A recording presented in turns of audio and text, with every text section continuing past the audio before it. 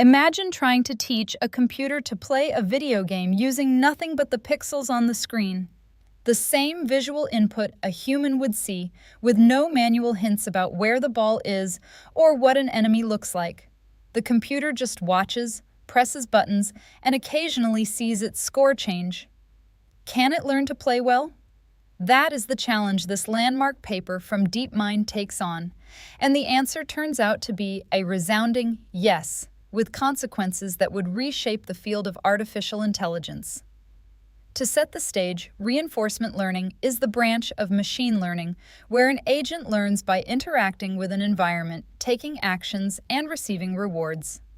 Think of it like training a dog with treats.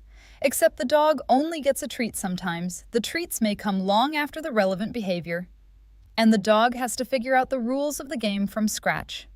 Historically, reinforcement learning had some impressive successes, most famously TD Gammon back in the early 90s, which learned to play backgammon at a superhuman level using a neural network. But efforts to extend that success to other games like chess, Go, or checkers largely failed, and the field settled into using carefully handcrafted features fed into simple, linear models. The problem was that combining reinforcement learning with deep neural networks was known to be unstable. The network could diverge, oscillate, or get stuck. So researchers stuck with safer, simpler representations, which meant the heavy lifting of figuring out what features mattered was left to humans. Meanwhile, deep learning was having its breakout moment in computer vision and speech recognition, where convolutional neural networks trained on raw pixels were crushing decades of hand-engineered features. The natural question was whether you could marry these two worlds. The obstacles were real. Deep learning typically wants massive labeled datasets, but reinforcement learning gives you a sparse, noisy, delayed scalar reward. Deep learning assumes your training examples are independent and drawn from a fixed distribution, but reinforcement learning produces highly correlated sequences where the distribution itself shifts as the agent learns. Naively plugging a deep network into Q-learning, the standard value-based reinforcement learning algorithm tended to blow up. The core algorithm being extended is Q-learning, which tries to estimate the long-term value of taking a particular action in a particular state. The value here means the total future reward you can expect, with rewards further in the future discounted by some factor. If you knew the true value of every state-action pair, you would just pick the action with the highest value at every step. Q-learning estimates these values iteratively using the Bellman equation, which says the value of your current state-action pair should equal the immediate reward plus the discounted value of the best action you could take next. You train by pushing your current estimate toward this target. Here is where the paper's key technical contributions come in. The authors use a convolutional neural network, which they call a deep Q network, or DQN, to estimate these action values directly from raw pixels. The input is the last 4 game frames, downsampled and converted to grayscale, stacked together so the network can perceive motion. The output is a vector of predicted values, one for each possible button press. A nice design choice here is that a single forward pass gives you values for all actions at once, rather than running the network separately for each action. Now, the real trick that makes this work is called experience replay. Instead of training the network on each experience as it happens, which would mean training on tightly correlated, sequential frames, the agent stores every transition it experiences, the state, the action, the reward, and the next state, into a large memory buffer holding up to 1 million recent transitions. During training, it samples random mini-batches from this buffer. Think of it like a student who, instead of cramming today's lecture over and over, keeps a notebook of everything they have ever seen and reviews random pages each night. This does several wonderful things at once. It breaks the temporal correlations that destabilize neural network training. It lets each experience contribute to many weight updates, improving data efficiency. And perhaps most importantly, it averages the training distribution over many past behaviors, preventing the kind of feedback loop where the network starts preferring left, sees only left-leaning data, becomes even more obsessed with left, and spirals into a bad policy. Because experience replay forces you to learn off policy, meaning your training data was generated by an older version of yourself, Q-learning is the natural choice since it is inherently an off-policy algorithm. A few other practical touches matter. Rewards are clipped to plus or minus 1 across all games so a single learning rate works everywhere, at the cost of losing magnitude information. The agent uses an epsilon-greedy exploration strategy, starting almost completely random and annealing down to mostly greedy over the first million frames.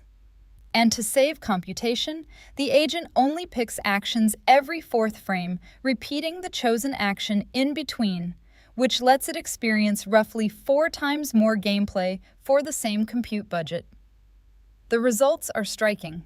Using identical architecture and hyperparameters across all 7 Atari games tested, DQN beat every prior reinforcement learning approach on 6 of them, and surpassed expert human players on 3, namely Breakout, Enduro, and Pong. On Breakout, it scored 168 on average versus 31 for a human. The prior best linear feature methods, even ones that cheated by getting access to the emulator's color channels as object hints, were left in the dust. Equally interesting is what the authors show about training dynamics. While the raw reward curves are noisy and look unstable, the average predicted Q value on a held-out set of states rises smoothly throughout training, suggesting the learning is actually quite stable despite having no theoretical convergence guarantees. They also visualize the learned value function on sequest and show it correctly anticipates the rising value of firing a torpedo just before it hits an enemy, evidence that the network is genuinely modeling the game's dynamics rather than memorizing patterns. That said, there are honest limitations. The games where DQN falls far short of humans, Qbert, sequest, and Space Invaders all require long-term strategic planning that simple temporal difference learning struggles with. The reward clipping throws away potentially crucial information about which actions yield big payoffs versus small ones. The replay buffer treats all transitions as equally important, even though some are surely more informative than others, an issue later work on prioritized replay would address. And while the method is empirically stable, there is no theoretical guarantee it will not diverge in other settings. The broader implication, looking back from today, is that this paper opened the door to deep reinforcement learning as a serious research program. The combination of a deep network for perception, Q-learning for value estimation, and experience replay for stability became the template that powered everything from AlphaGo to robotic manipulation to game-playing agents that could master far more complex environments than Atari. Now let's walk through some questions you might have after hearing all of this. Why exactly does experience replay help so much, beyond just being convenient? The deepest reason is that neural networks trained with gradient descent assume your data is roughly independent and identically distributed. When you train on consecutive game frames, that assumption is shattered, because frame 100 and frame 101 are almost identical and the actions you took in those frames are highly correlated. The network ends up overfitting to whatever narrow slice of state space it is currently visiting, and as the policy shifts, that slice moves, causing it to forget what it learned earlier. Random sampling from a large buffer mimics independent and identically distributed data and keeps old experiences relevant. Why use Q-learning specifically rather than directly learning a policy? 2 reasons matter here.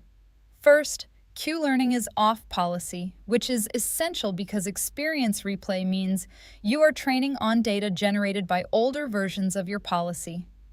Policy gradient methods that learn the policy directly are typically on policy and would not work cleanly with a replay buffer.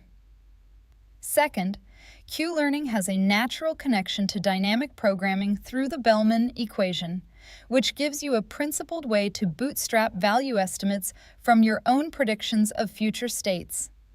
What is the deal with the targets in the loss function depending on the network's own weights? This is the part that makes deep Q-learning fundamentally different from supervised learning. In supervised learning, your labels are fixed before training starts. Here, the target you are regressing toward, the immediate reward, plus the discounted predicted value of the next state, is computed using the same network you are updating. So you are chasing a moving target. This is part of why naive deep Q-learning can diverge, and it is also why follow-up work introduced a separate target network whose weights are updated only periodically to make the targets more stable. In this paper, they got away without it, but that fix became standard soon after. Bringing this back to large-scale recommendation systems, the ideas here translate surprisingly directly. Recommendation can be framed as a sequential decision problem where the system picks items to show, the user reacts, and the system wants to maximize long-term engagement rather than just the next click. The experience replay idea is particularly powerful in this context. Production recommendation systems generate vast streams of correlated interaction logs, and training ranking models directly on this stream creates exactly the kind of distributional drift and feedback loop problems DQN was designed to mitigate. Sampling from a large replay buffer of historical interactions, possibly with importance weighting to handle off-policy corrections, lets you stabilize training of deep value or policy networks for slate recommendation, ad allocation, or notification timing. More concretely, the value function framing matters because recommendation teams often optimize for immediate proxies like click-through rate when what they really care about is long-term user retention or lifetime value. A Q-network style approach lets you explicitly estimate the discounted future engagement of showing a particular item to a particular user in a particular context, opening the door to ranking by long-term value rather than next action reward. The catch, of course, is that off-policy evaluation in recommendation is much harder than in Atari because you cannot rerun the user, but the conceptual blueprint of combining deep representation learning with temporal difference value estimation is exactly what modern reinforcement learning-based recommender stacks at companies like YouTube and Meta have built upon.